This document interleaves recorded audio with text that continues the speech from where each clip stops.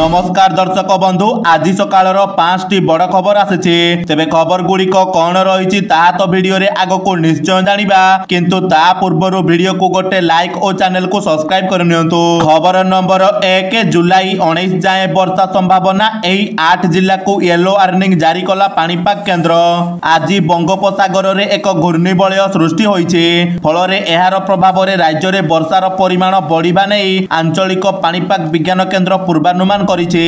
आसंता 19 तारिख जाए राज्यर विभिन्न स्थान में वर्षा संभावना रही। पाणीपाग केन्द्र आज मालकानगिरी, कोरापुट, नवरंगपुर, रायगड़ा, गजपति, गंजाम, मयूरभंज और केन्दुझर समेत मोट 8 जिला को येलो वार्निंग जारी करिछे। खबर नंबर 2 भत्ता को नहीं मुख्यमंत्री मोहन माझी नेले बड़ निष्पत्ति।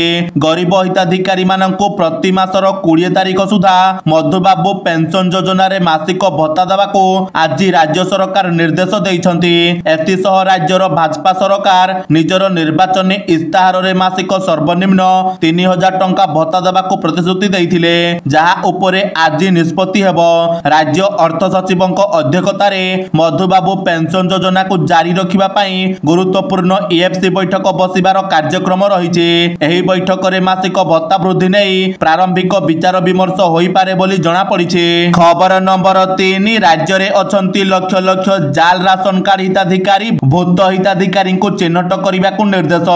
राज्य में अछंती लक्ष लक्ष जाल राशन कार्ड हिताधिकारी वर्तमान सुधा 25 लक्ष जाल हिताधिकारी चिन्हट होइथिबा नहीं खाद्य जोगाण और खाउटी कल्याण मंत्री कृष्णचंद्र पात्र सूचना देइछन्ति।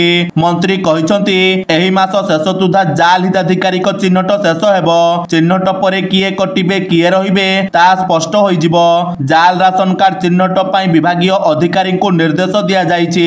आउ 100 दिन भितरे नुआ हिताधिकारी को एथिरे शामिल करा जिवो बोली मंत्री सूचना देइछन्ति। खबर नंबर 4 जून 25 तारिख को संविधान हत्या दिवस भावे घोषणा कले केंद्र सरकार। केंद्र रे मोदी सरकार तरफ जून 25 तारिख को संविधान हत्या दिवस भावे घोषणा करा जाइछि।